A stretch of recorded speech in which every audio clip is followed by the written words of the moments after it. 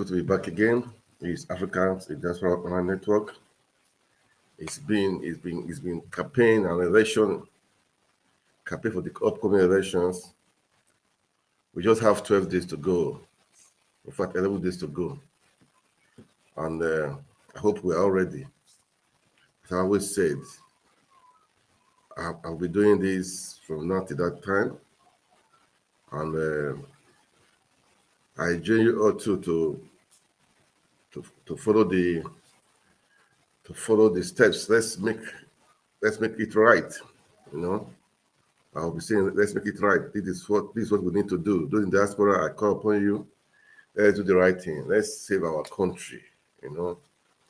This is the time, really time, this opportunity for us we have right now. Let's make it right. For me, I would say vote Peter Obi, vote Obi Dati, Papa, Mama, Peking. This is electioning, this campaigning. I'm campaigning right now. Vote Papa, Mama, Peking. Okay? We have just, in fact, 11 days to go. Okay? Just under 2 weeks. Just under 2 weeks. So, guys, let's make it happen. I'm going to be showing,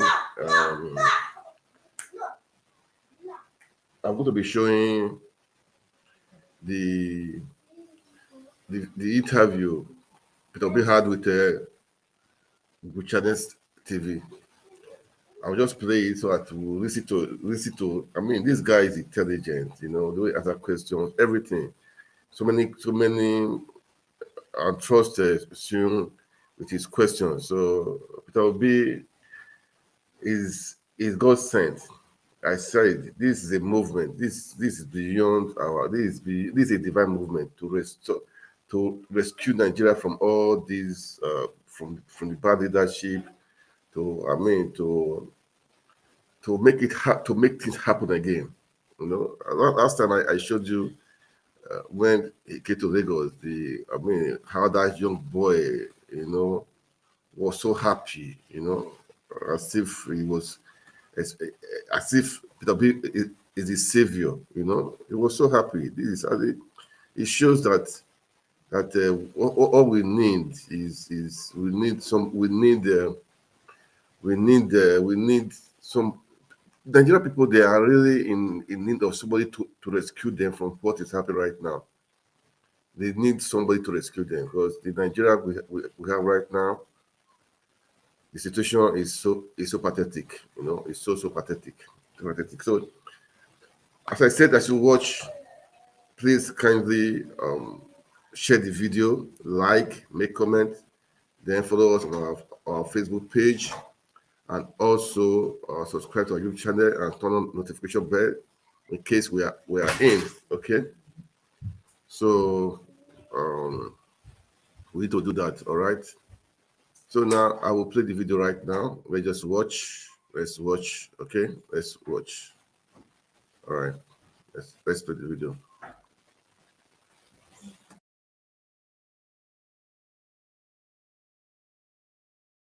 Who is a two-term governor of Anambra State. He was the running mate to Mr. Atiku Abubakar on the ticket of the People's Democratic Party in 2019 presidential election. Mr. Peter Obi is live with us on the program from Lagos. Thank you so much, Mr. Obi, for joining us tonight. And I must say, perhaps we should begin the conversation tonight on the issue of security, especially the news is coming in about the 3 persons that have been released by terrorists who abducted them after the train attack in Kaduna. Give us a sense of what this means. And some of the stories that we are hearing also of the federal government asking unity schools to be shut down because of security concerns. What are your thoughts about the issue of security? Because anyone who wants to be Nigeria's next president will be faced on the solutions to resolving this security problem.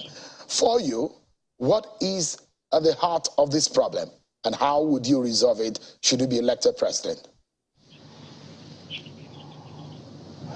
Well, Shehu, thank you once more for inviting me quite frankly, when I heard on the issue of unity schools, especially around Abuja, the capital, it was very, very depressing. This security situation had become a complete worrisome situation for everybody concerned. I feel the government, federal government, should do more. For me, I've said it repeatedly, that if I have the opportunity, we will deal with the situation head on. There's so many things that we need to put in place, which I might not be able to disclose openly in order to ensure that we secure the country. It is critical. It is the number one thing that anybody needs to do if you want to still call this country a country that people should say they are proud of to be citizen of. First is that I talked about the issue of pulling people out of poverty. The more you pull people out of poverty, the more you reduce the criminality. It is critical, it's important. As long as the economy continues to head south, like we're seeing today, your criminality will be rising.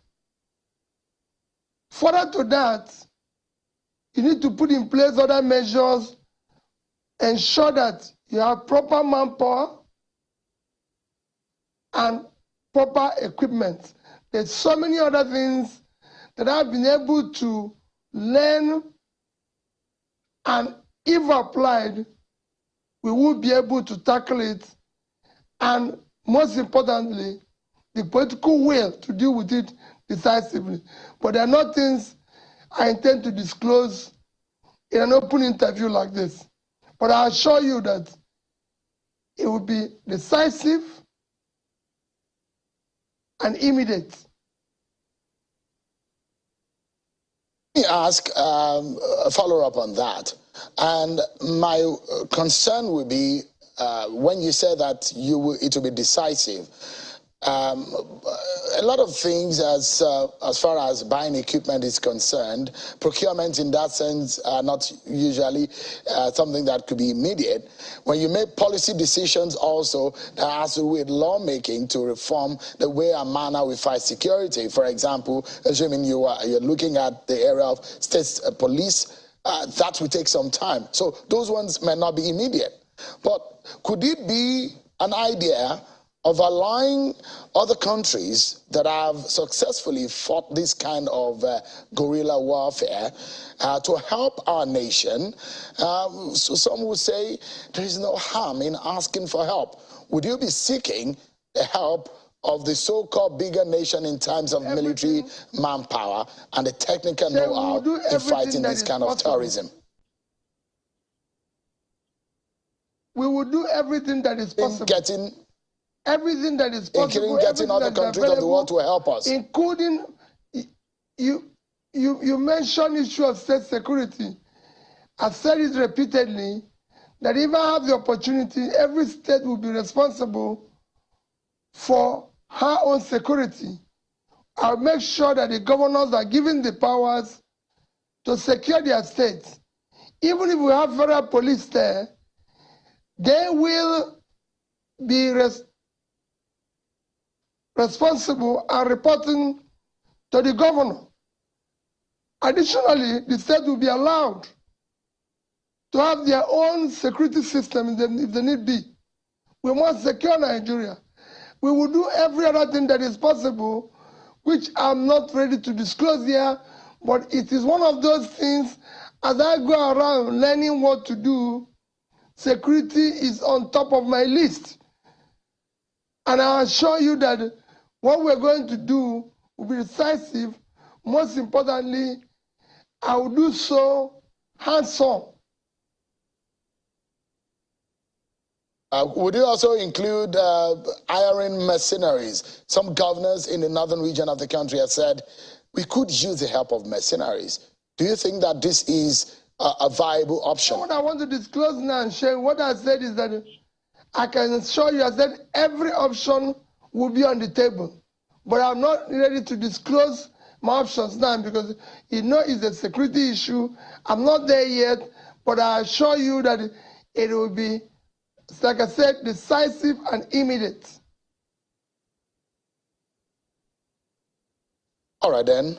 Let's move to some other issue. We'll get to talk about, we'll mix things up. We'll talk about policy, we'll talk about governance, and we'll talk about politics as well. Let me ask you this. Vice President Atiku Abubakar said, you did not tell him before leaving the PDP. Is that true? Yes, it's true. Let me tell you, Shehu, Vice President Atiku remains my respected elder brother. And what his comments is true. When I left the PDP, I did not tell him and other respected people in my life, including my family. There's a time in your life that you take a decision which you consider appropriate for your own future, that you just have to do it because you don't want people to talk you out of it. And this I did to the best interest of my future and in best interest of Nigeria. Recall that when I left PDP, I did say, I'd rather do the right thing and fail than do the wrong thing and succeed. And that's what I did. I took that decision in consideration that it does not in any way inconvenience or affect any other person except me.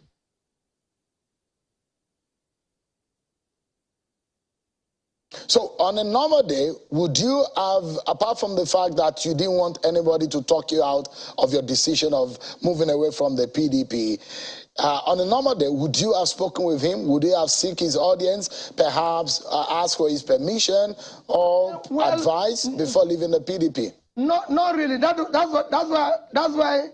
why respectfully, after 1 or 2 days taking that decision, I elucidated it in a written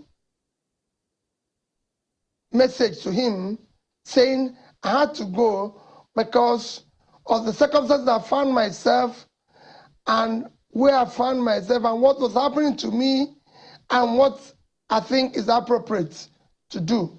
And I know, knowing him, he respected my decision. And like I said, he remains my very respected elder brother.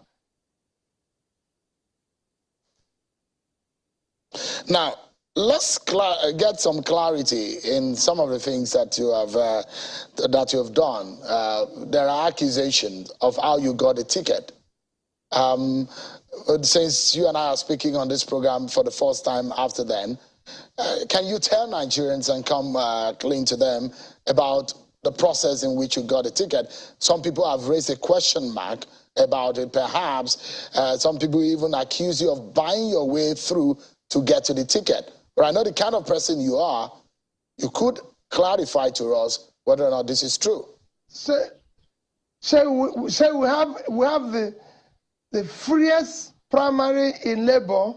Remember, the frontliner in Labour Party was Professor Pat Utomi,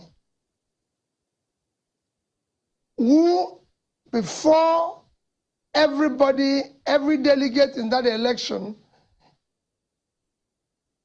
primary, resigned and said that he's stepping down since he has found that a younger person, more energetic, competent, had the capacity, is coming on board. It was an open primary, monitored by INEC, and the participation was free, fair, and credible. Everybody can tell you. And you know me. Of course, if you buy something or you paid money, there's no way you do money transaction in Nigeria that people wouldn't know.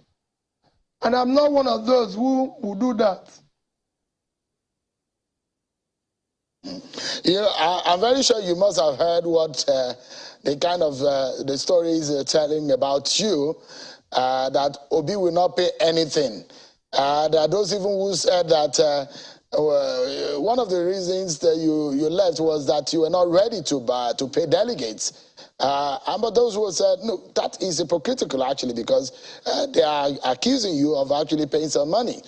Did Obi pay anything? Because those who believe that Obi will not pay anything. Well, I think we moved on. There's more critical issues in Nigeria now. I'm not a candidate. I've assured you I didn't pay anything to be where I am today. And I'm not a candidate, and I'm happy where I am. And we're not talking about, there's so many issues that are happening in the country today that we need to deal with. Let's make reference also to what former Vice President Atiku Abubakar also said about you. He said it will be a miracle for you to win the presidential election. How would you react to this? Well, so miracle is at the root of our faith. What strengthens our faith is miracle. For me, since I started this political journey, my achievements and records have all been miracle. Have all been miraculous. If you check, I ran for governor in a party that was less than 1 year old. When I started in 2003, I won the election. They declared somebody else. I went to court. Everybody said it's impossible. There's no way. It's never happened before. After 3 years, the court declared me the winner. I was sworn in. 6 months, I was impeached alongside Fayose and Darie. I went to court. Again, I became the first governor to come back from impeachment. So I was the first governor to win through the court, first to come back from impeachment. And then in 2007, about 1 year in office, INEC conducted the election, and Andy Uba won and was sworn in as governor. I went to court again to seek the interpretation of our constitution that my tenure is 4 years. Everybody said it will never happen. Again, the Supreme Court declared me the winner, which is why you have staggered election in various states today. So I became the first governor to seek interpretation of the constitution. On tenure of the governor, I became the first governor. In Anambra State, over a period of 40 years, from Jim Webber days in old Anambra State, I was the first governor to serve 2 tenures. I can go on and on and on and tell you so many things that have happened in this my journey that one can say is a miracle. And I'm looking forward to the next miracle next year to complete the miraculous journey of my political life. So again, Mr. Atiku Abubakar also said that your popularity is only on social media, that 90% of the northern voters are not on social media. Do you think that his position is a true picture of the state of Nigeria's politics, and how would this affect your chances? Well, I agree with him what he said. It's one of the problems we are going to solve after my miraculous emergence, to deal with the issue of educating those, if it's true that 90% that are not on social media, what you need is to, I was saying that I was going to invest in education. We need to educate them. We need to ensure that they equip them, because the population is mentioned is actually the teeming population we need. When I say the North, the vast land of the North is our next oil, this is the population that I need to be able to turn that asset into production. They are the assets I need for the factories.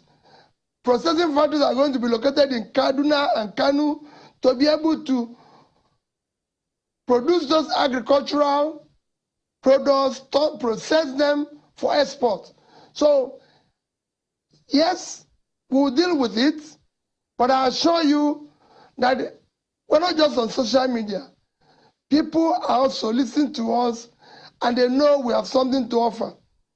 And I'm sure that's what he wants to do as well. These are people we all need to educate and help. So one big question here is the win. There was a huge win of support beyond your cell, especially that of your party, towards the Osun governorship election. And Obedient were very vocal. I call it Obedient, these are your supporters. That is what they are being tagged. In and out of social media, you could hear that huge support for Peter Obi and the Labour Party. Only if that could materialize to the kind of vote your party could have garnered at that election. How come your party did not perform well in that election? That support did not materialize. Why? So there was no huge support in Osun as we were going into that election. Let us be realistic. What you saying that people are obedient, you know, Osun election and Ekiti election is an election that have been planned months. I've been in the Labour Party less than 6 weeks. The candidates that emerged months before I even got involved. The elections were on then and everything. So there was no way that would have translated overnight. 2023 election is totally different. I remember election these days, people are now voting for candidates, for the persons involved. I had been to Ekiti, for example, before the election and campaigned for the PDP candidate. I had been to Osun before when I was the aspirant in PDP and campaigned for the PDP candidate. So those elections cannot be used to compare for anything. And there was, yes, I went there because we are participating in that election, and in fulfillment of our obligation, we were there. But to say that it would have my popularity would have translated overnight would have been not fair to.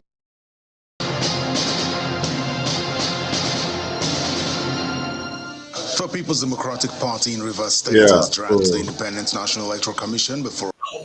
Yeah, I will just play on that video right now. It'll be meeting the entertainers, you know, in Lagos. I'll just play it. Let's watch it. As you watch, kindly share this. I'm just campaigning. I'm playing this video so that people will hear it and know who Peter Obi is. Okay, it's part of the campaign.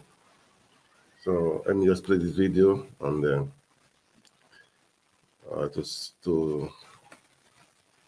as you watch, kindly let's make it happen. Okay, let me just play this now.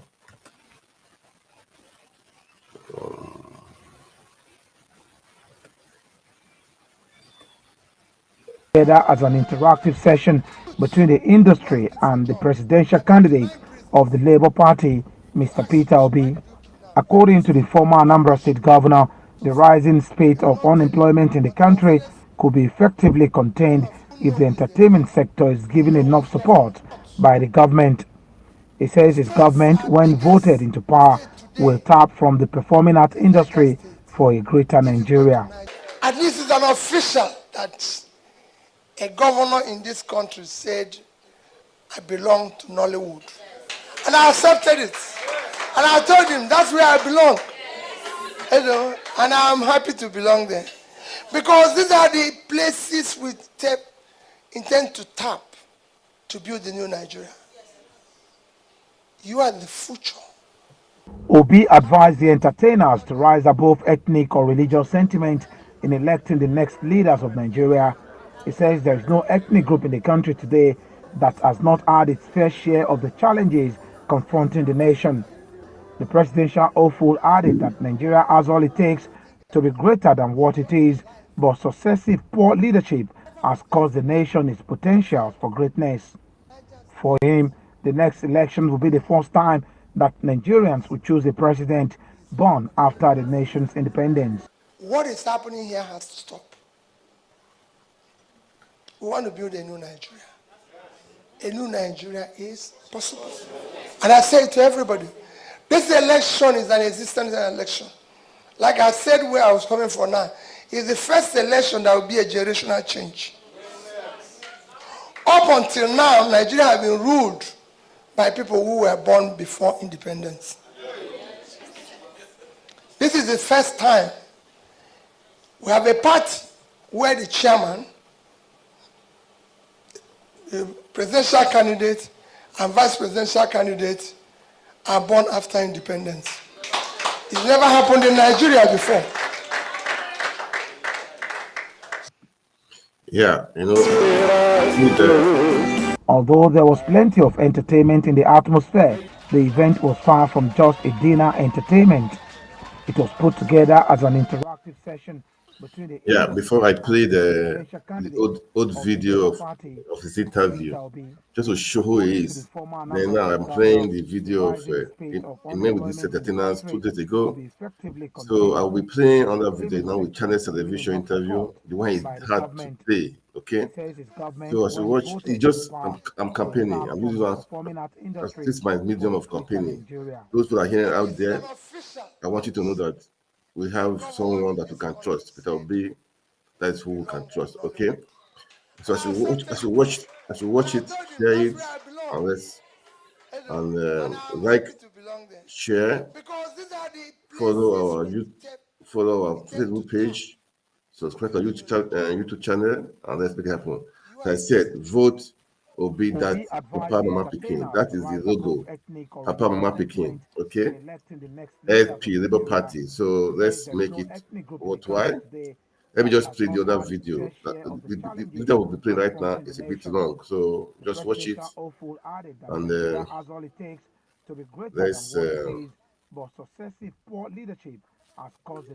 let's do the right thing, okay? Let me just play it now. Election will be the first time that Nigerians will choose a president born after the nation's independence. What is happening here has to stop. We want to build a new Nigeria. A new Nigeria is possible. And I say to everybody, this election is an existence election. All right, guys, so let me play it now, right? It's an interview we had today with Channels Television. Okay, I mean, when you hear from him, you know what he really wants to do for our country. Okay, let's listen to him. All right. There are problems, and being able to promise them of better times to come. Interesting. Is there anything in particular that you have called yourself a trader? But I mean, you perhaps know, since you say you're a trader, you perhaps know the circumstances around trading in Nigeria. And when you visit these markets, there are communities of people who are interested in commerce and small and medium scale enterprises. Is there anything in particular that you have in plan, part of your manifesto agenda, should you be elected as Nigeria's next president, for these medium scale and small scale businesses? So the greatest employer of labor, the greatest productive area in any economy I've studied is micro, small, medium enterprises. You can go and take a study from various countries, even in first world countries, talk less of third world countries. The countries that the people use as exemplary today, and I always go for the ones with big numbers. from China to India to Indonesia, all of them are their economy are all driven by this sector. In a country like Indonesia, almost over 90% of the businesses are in this sector. In terms of employment, they are creating over 70% of the employment. In China, over 60%. In terms of productive exports, everything, in China, over 60%. Indonesia, the same thing. Similar situation in Vietnam. These are countries that are doing very well today and are very productive and export geared. So I believe that you need to study, listen to this section, because they will propel what we want to achieve. And for me, the commitment is to pull people out of poverty that is measurable. What governments in Nigeria have not done in the past is to look at when they come in, where they are standing. For example, in 2012, our unemployment is about 10%, between 10 and 12%. Today it's 33, 35. So, I mean, our monetary poverty was 55 million, 33%. Today is about 40-something% at 95 million. Of course, our multidimensional poverty has then increased to 133 million. So these are things you need to say, if in 2023 a new government comes in, we need to draw a line. This is where we stand. And start implementing those things you think that can start reversing the situation and reducing something like our poverty, unemployment, inflation, in an organized, measurable way that people can feel it.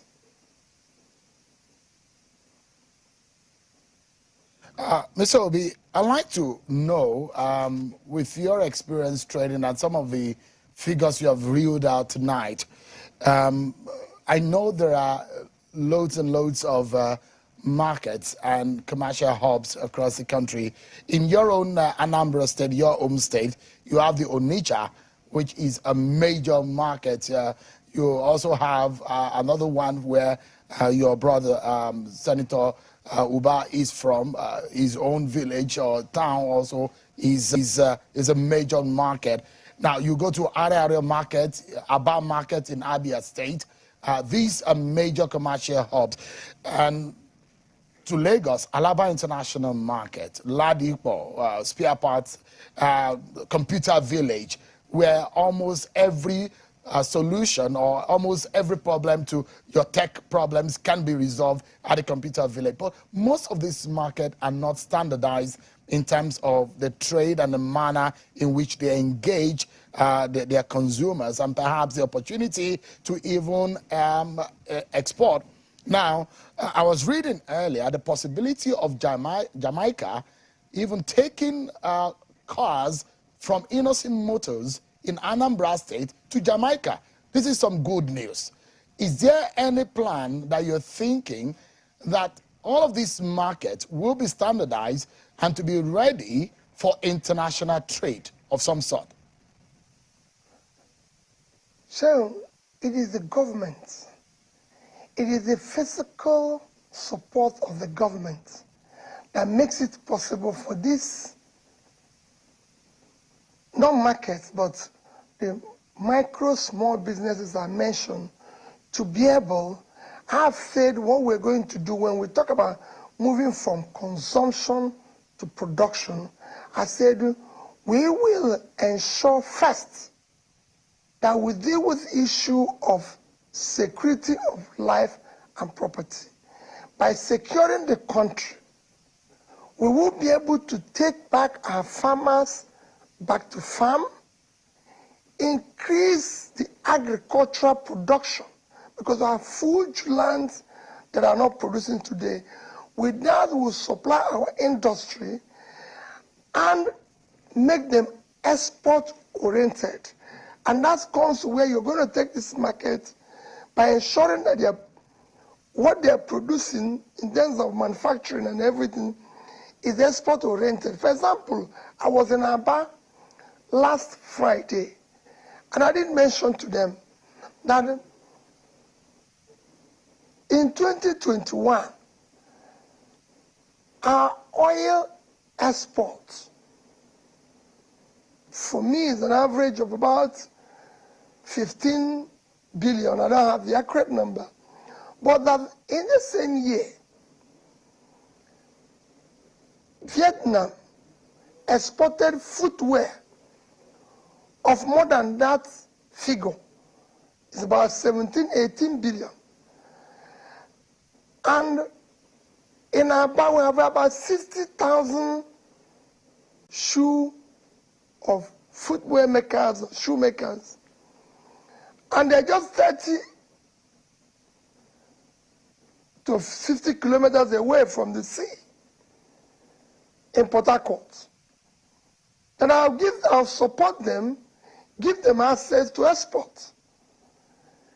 This is critical. We have in the same Aba area people who are involved in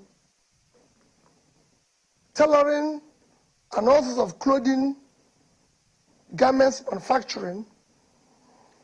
And both Vietnam and Bangladesh exported clothing more than the entire Nigerian export in 2021.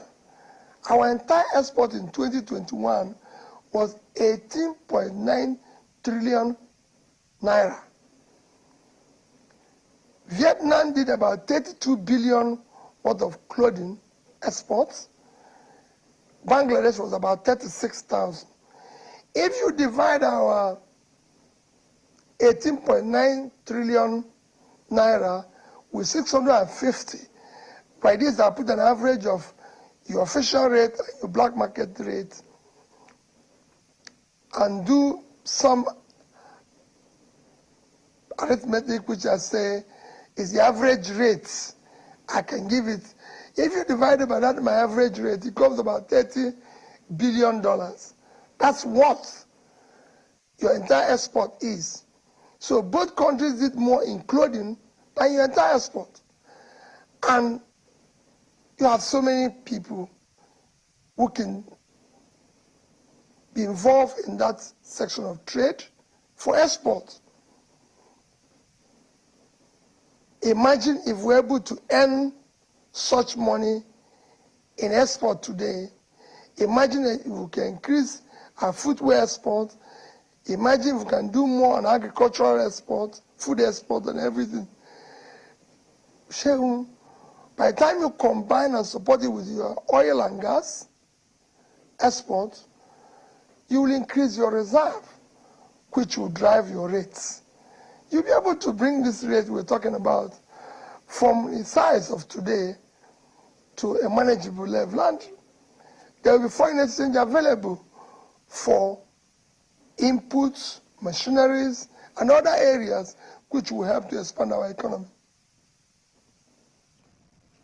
Let me take on a few issues. I'll come back to the issue of the economy because there's so much to talk about that, and even the security, human capital development.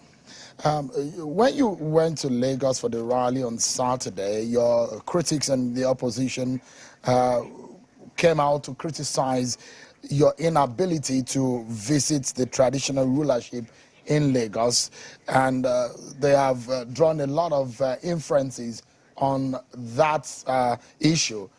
Was there any reason why you are unable to visit them, just like is almost customary that when presidential candidates are going to major cities, they go and first pay homage to traditional rulership in those communities? What exactly is the true picture of things? Sharon, I've lived in Lagos for a long time, and everybody knows that I have the utmost respect for Oba of Lagos, and I've always done so to every other traditional rulers. My royal fathers have for me, they are my fathers, and I respect them. Wherever I go for rallies, I've been to 36 states of the Federation. It is usually the local people that organize our rally and tell us where to go. And everybody knows that on my arrival in Lagos, I did ask that I want to visit the Oba, whom I regard as a father figure anytime, anywhere, you know. And this is not the only place it happens. I've been to a few states where the emir, the obi, or the Oba was not readily available. So mine is to apply to visit them on a new date. This is not the only place. But you know, people, when they're looking for you or they want to go, they try to capitalize in one way or the other. Some even said, oh, like he refused to see me or didn't want to see. It's not true. The truth is that when we arrived, we wanted to do what we used to do, arrive and drive to the palace and see the Oba or the Emir, and we're told he is not readily available, you know, that we should apply and come at some other date. And that we intend to do because he remains a highly respected father to me and to the entire nation. And that we will do. So there's no issue with that. So if I get it clearly, Mr. Obi, were you able to personally reach out, or are you willing to do that, to reach out to make this clear to the traditional institution in Lagos? I would do that. I would do that. Shane, I said it's not the only place. There's other states we have visited that we are not able to see the traditional ruler. There's so many places. Even when I visited Imo, you know, I've not been able to see the traditional rulers in Imo State. So I can tell you there's so many places in the north that I went, the emir was not readily available, you know, and we're not, it is not an issue. Something that wasn't very pleasant happened in Lagos on Saturday, where we saw some of your supporters being attacked. Give us an understanding of what happened. Have you taken that matter up? What really went on? What is the casualty level? What are you hearing? What did you tell the authorities? Well, Sharon, I left that. I've expressed my concern, which I'm sure you've read, and I've appealed to all that are involved. Let's have very peaceful campaigning, peaceful election. Our desperation should be on how we can get Nigeria working for all Nigerians, especially the poor, suffering masses, and not for us to be desperate about continuing with our transnational politics, but desperation on how we can start turning around the suffering of Nigerians. Our party, Labour Party, have taken that on, reported it, while appealing that such should not continue. So, staying with what happened in Lagos, there were peace accord and signing agreements with the peace committee that politicians and political parties will conduct themselves in a very peaceful manner. What is the implication of what happened in Lagos? We've seen some of these things also happen in some other states. What are your biggest fears about these kind of violence that happened? Much of those verbal violence are happening on social media, but it seems to have gotten out of the social media on the streets of Nigeria. What are the implications and what is your biggest concern about this? So for me, even the verbal ones on social media should not be there. We don't need to have any form of abuse or accusation, false accusations, anything. For me, it should not exist. Physical or verbal, social media or otherwise, we should have election that is based on issues, campaign that is based on issues, discussing our problems. Nigeria have huge, enormous problems that are besetting it that we should occupy our campaigns with. You can't have a situation where you're the poverty capital of the world, one of the most insecure places on the surface of the earth. Your primary health care have collapsed. You're now 168 out of 170 something or 178 on medical WHO health numbering. So there's so much we can talk about. There's so much that should be a problem. Our human capital is very low, and everything. Your youths are every day looking for a way to leave the country because of sense of hopelessness and everything.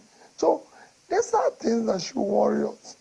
Not the issue of any form of verbal attack or physical attack, anything. I urge those who are my supporters, please do not engage in that. And I plead with other contestants to please plead with their supporters and those who are working for them to this and that. We have a huge problem. Let's deal with it. All I want is to get Nigeria to start working again for everybody. I'll take you up on this your Lagos trip, and also you went visiting the Ààrẹ Ọ̀nà Kakanfò of Yoruba land, Gani Adams, where you told him about your plan of uniting Nigeria, and you made promise of restructuring. Some of your allies and some of your friends who are campaigning for you, like the Middle Belt Forum, Afenifere, the Pandef, these are some of the proponents of restructuring Nigeria. The manner of their own approach to the issue of restructuring, because by definition, restructuring now means different things to different people. If you look at the radical approach, the likes of Chief Adebanjo has preached about the issue of restructuring when he said, not only when Nigeria is being properly restructured before we can get the kind of the desired development. What do you mean? What is the Peter Obi's concept of restructuring? And if you really mean it, how soon or how fast are you hoping to get down to the ground and get this issue of restructuring working? Should he be elected president? So Nigeria is already Federal Republic of Nigeria. So you first need to have true federalism, as is being practiced in other nations of the world. When we talk about the issue of restructuring, we're talking about trying to, this is not going to be something that I'm going to do by presidential fiat or this. It is something that we all need to sit down and talk and go through the process of rule of law in doing that. But I can assure you, we need to restructure. We all have factor endowment that will make the country work. Some of those who are even against restructuring, or even have fear of restructuring, will benefit more. For example, I've always said it consistently, the biggest physical assets of Nigeria is all cultivated land in the north. We can make more money, far more money than we earn from oil or gas from agriculture, if we do the right things. We say we live on 923,000 square kilometers of land,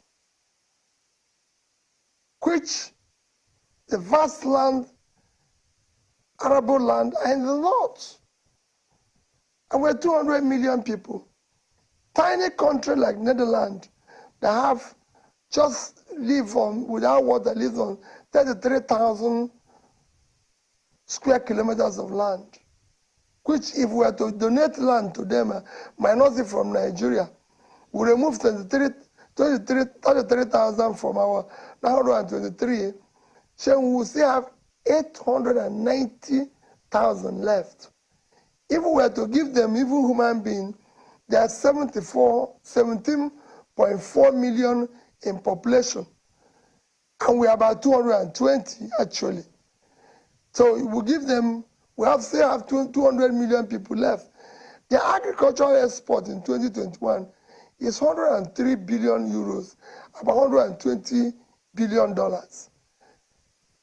That is 4 times our entire export when you divide 18.9 trillion by 650 naira, because your parallel market today is about 750. So you find out that it's 3 times your entire export. And you have that vast land that is uncultivated. So for me, that vast land can give us far more than we're earning from oil today, and cultivating it is something that I'm focused on. I want to put people out of poverty, especially in the north, by ensuring that we put in the resources that will ensure that that vast land is cultivated. First, that will feed ourselves, which will drive down our inflation, because the worst contributor to our inflation today is food inflation. 2, will lead to manufacturing and lead to export, which will in turn, like I said before, increase our reserve and drive down our rate of exchange. These are things, restructuring will come. Then those from Niger Delta today will be able to use the resources that we're going to generate from further production of oil and gas area to be able to develop, clean up the environment, bring them back to agricultural and other food productive areas like fishing and everything. There's quite a lot we can do if we do the right things. So I keep saying that. Yeah. If I may quickly jump in and ask you, Mr. Obi, there is the 2014 confab. What would you do with that report? Are you going to consider it at all? If you're not, are you considering, because you're talking about unity, on what forum are you going to have a unity conversation should you win the election? I tell you, I'm going to bring everybody to the table. When I talk about uniting the country, you need to give everybody a sense of belonging. Serve them by ensuring justice, fairness, equity, and everybody being involved. We're going to sit down with everybody, including agitators and everybody, to discuss. And that's why I'm visiting everybody and telling them, let's unite. I look forward to serving in a Nigeria where, few years after, no Nigerian will ever say, I'm from the north, east, or west. But be proud to say, I'm a Nigerian. We must have a Nigeria where Nigerians want to celebrate Nigeria. And that's why we've selected a strong team where the 3 most critical persons in our party and candidacy are all all of us are people born after the independence. So let me take you up quickly. I'd like you to clarify a few of these issues. There is this issue of 2 billion naira to clergies. What do you have to say to respond to these controversies? So you know me very well. I don't even have 2 billion naira. Talk less of giving anybody 2 billion naira. What am I giving them 2 billion for? They are clergies. They should be praying for the country. They don't need money to pray. I haven't even, everybody knows me and the church and everything. So I believe that the clergies also have a problem. Their followers are suffering. So they want good governance. Why will I give them money? They should give me money to be able to support me in terms of being able to run around for my campaigns and everything, because my going around for campaigns, I have to pay for transport, I have to pay for this. So if anything, the clergy, I expect them to give me money, not the other way around. So I've never knowingly gone to any clergy. I can comfortably tell you that I've never given any clergy. I've never given 1 naira to CAN. Not 1 naira. And if anybody can trace 1 naira, give him by P2B to CAN, I'll stop running. I can't. Say I have an allergy for money being wrongly spent. I can't give people who are supposed to be paying money for what? They should be the one to do that, because their job is very simple. They need to pray for a better governed Nigeria. They need to pray for a new Nigeria.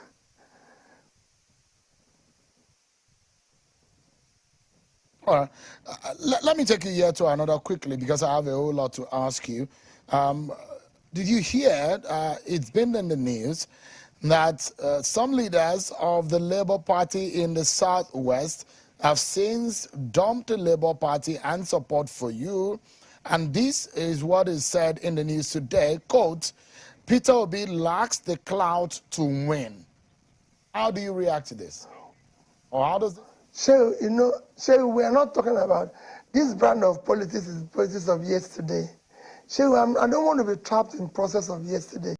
Those who think about yesterday and today will miss tomorrow. So I'm committed to a new Nigeria. That new Nigeria is not Nigeria where you do all sorts of gimmicks that are practiced yesterday. I'm talking about, let's discuss what will take Nigeria out of its present predicament. Not issues of yesterday. This is the politics of yesterday. It's a transactional politics. I'm not in transactional politics.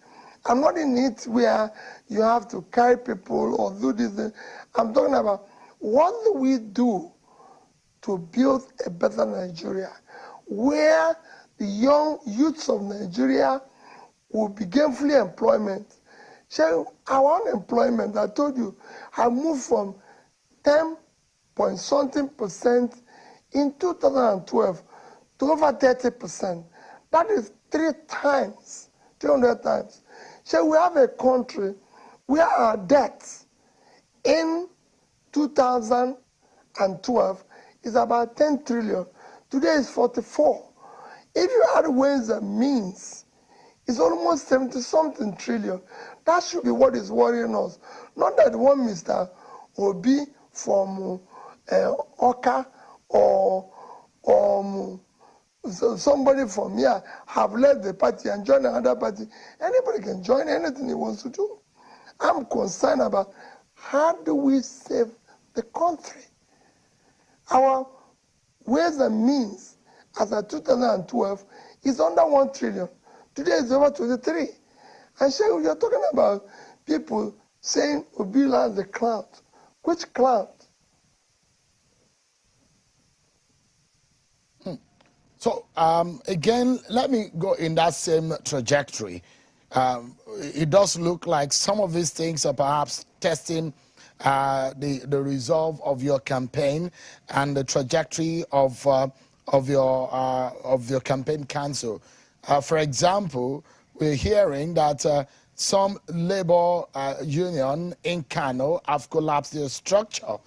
We understand that early in the day that the labor, the NLC and its other labor sister organization are working for the Labour Party, but it does look in one or two states they already are leaving the Labour Party and working for other political parties.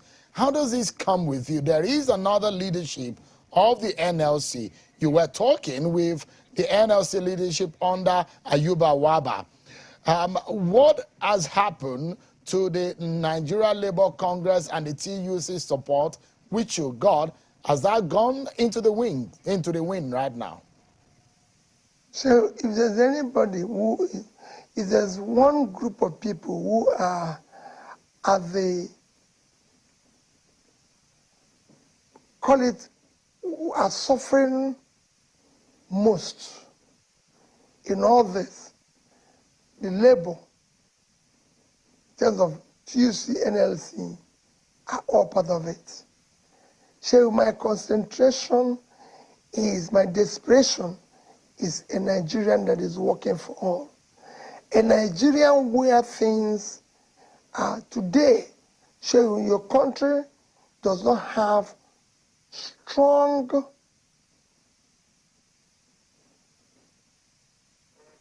disposable,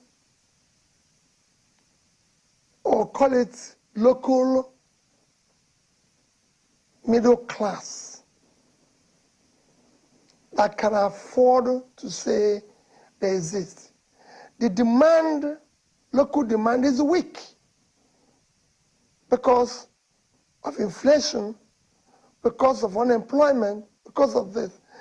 This is what should be worrying everybody. I've looked at the various sectors.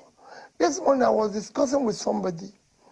Woman said, in Nigeria, despite that the road is not safe, so people don't travel by road any longer because of safety, that even our flight passenger volume is still under 10% of our population. And they are repeat passengers.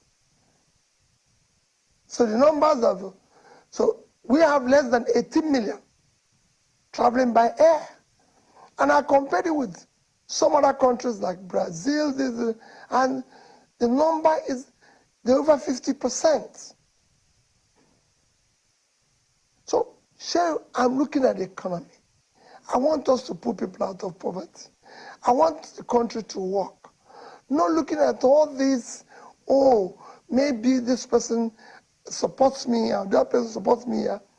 What are we going to do to pull people out of poverty? That is my preoccupation. What are we going to do to ensure that out of school children, those people, especially in the north, who have not had the opportunity of going to school, but have learned Quran, how can we meet them at the point where they're learning Quran and teach them skills so they can be employed? How do we ensure that all those industries in Bompai, in Sheridan 1, in Kanu, Sheridan 2, 3 that have collapsed come back alive? How do we ensure that all the companies that are collapsing in Lagos come back to life? How do we ensure that we develop our ports to be more efficient and not contribute in businesses collapsing, rather become more efficient and a tool for business upgrade, for creating more jobs, because we're going to have transshipments through our ports. We're going to have, through our airports, we're in the middle of Africa. How are we going to become a transshipment and hub of both air and sea? These are things that should be worrying us. Not that, I said it again, that Shehu left PDP or APC or Labour and join TYZ, whatever you want to go, Sharon, you're free to go there. Mr. Obi,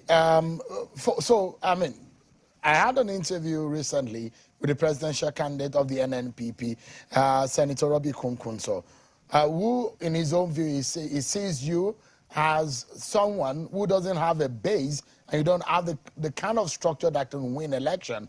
All of the ideas that you're talking about tonight, or you've been talking to your supporters about, can only come to fruition if they give you the opportunity to be Nigeria's next president. And you have been described by your opponent as a social media favorite, and that you are just, your supporters are in the air and not on the ground. A lot of your supporters and those who have not made up their minds tonight are watching. How do you convince them that you have the kind of structure or what it takes to win this election? You have been saying that in fact, you have been said that you will come a distant third. Your opponent said you might come fourth. These are some of the permutations. What are you reading? What gives you the assurance that you can win this election, Mr. Obi? Sharon, when you started your program this evening, you said that Peter Obi visited the market and people came out in their numbers. And you saw the numbers are physical. You know, when I started, they said the 4 people tweeting in a room. Now they're saying, I don't have the structure, I don't have the number. The numbers will be determined by the voters. My biggest structure, I've said it, is the Almighty God, followed by the people of Nigeria, whom I'm pleading with, let's build a new Nigeria. A new Nigeria is possible. And I'm committed to it. And I've said, hold Dati, Baba Ahmed, and Peter will be responsible for that new Nigeria, where Nigeria will be secured, Nigeria will be united, Nigeria will move from consumption to production, where there will be rule of law, a greater environment that will attract investment, where we'll fight corruption to its minimum, because 2 of us are coming from a background where there's a consistency in the past, there's a track record. Mr. Obi, what is your own view, or how do you situate things? This is one of the things that has been said about you. When you promise and you are said, you come out to say, look, hold me responsible. I'm going to turn around this country. And you've been criticized. There was the interview I had with the former governor of Lagos State.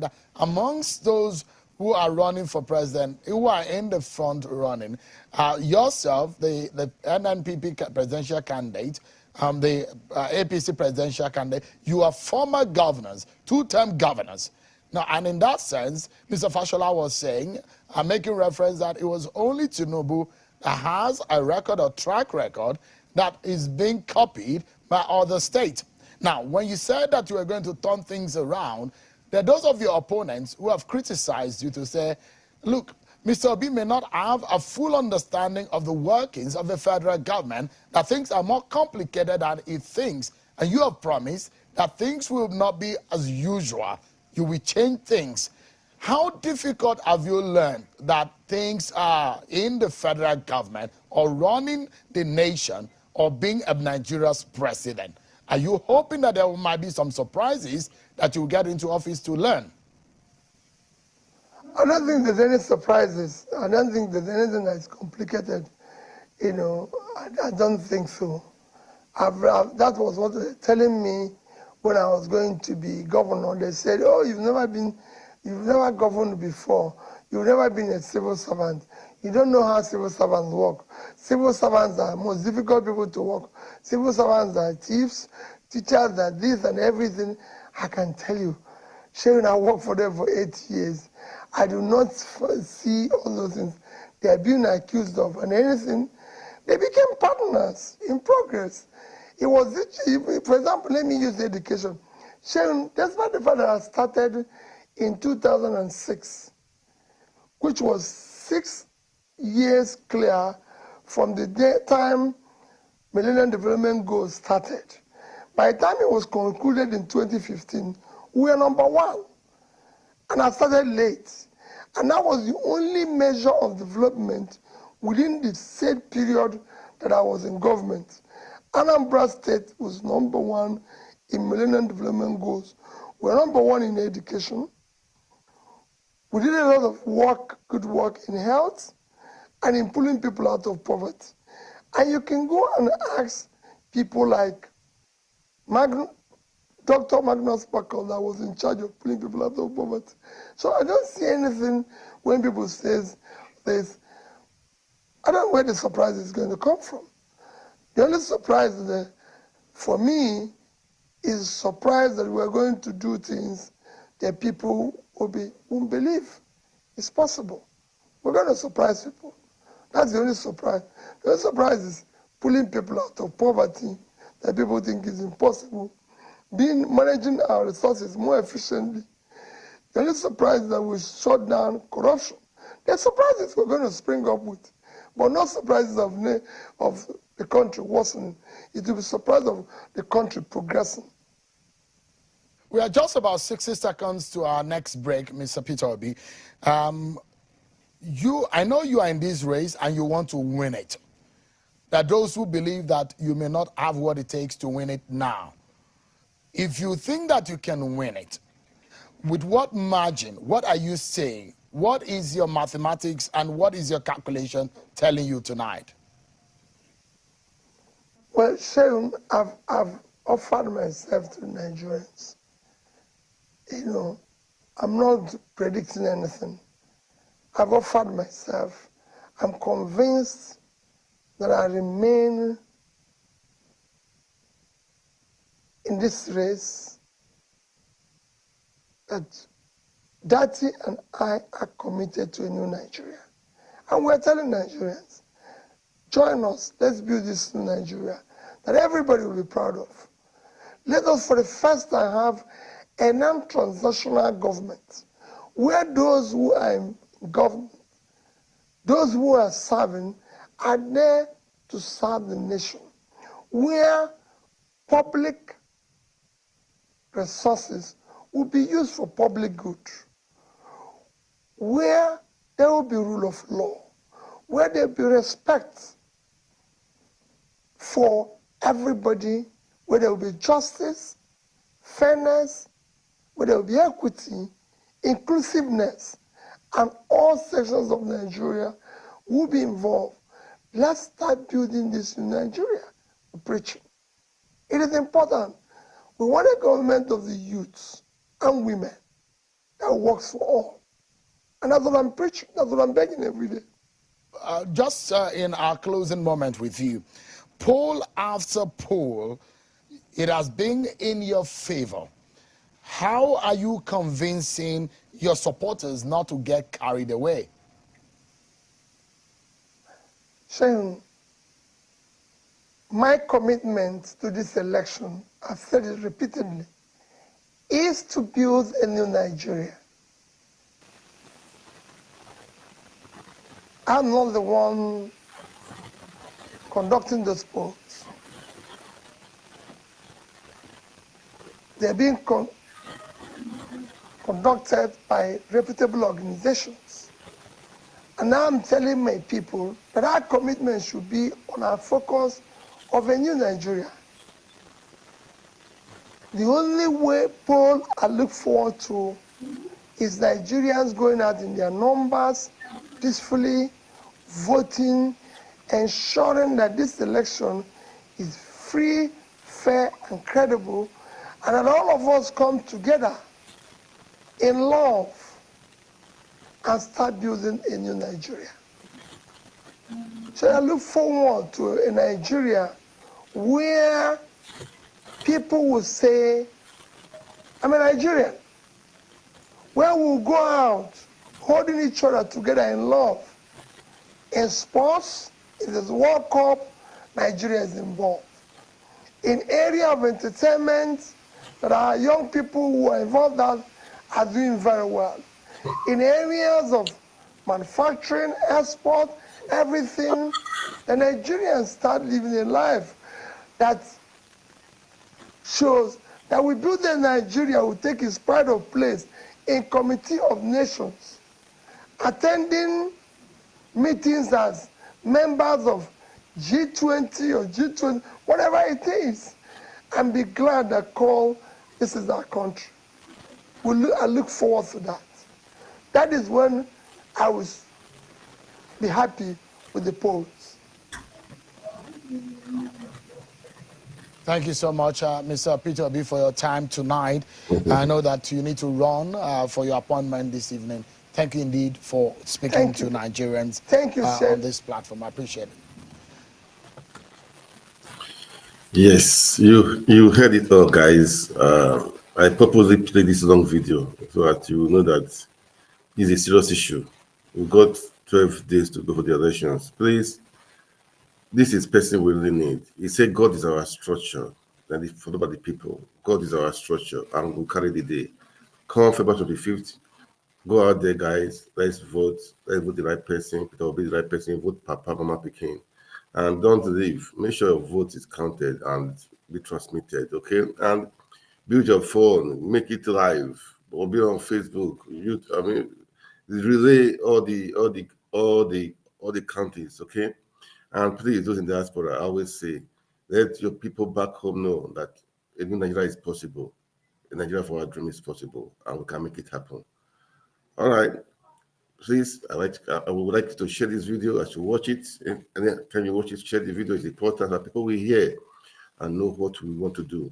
In Nigeria is possible. Subscribe to our YouTube channel and follow our Facebook page, on our Instagram, our Twitter. Follow us, please.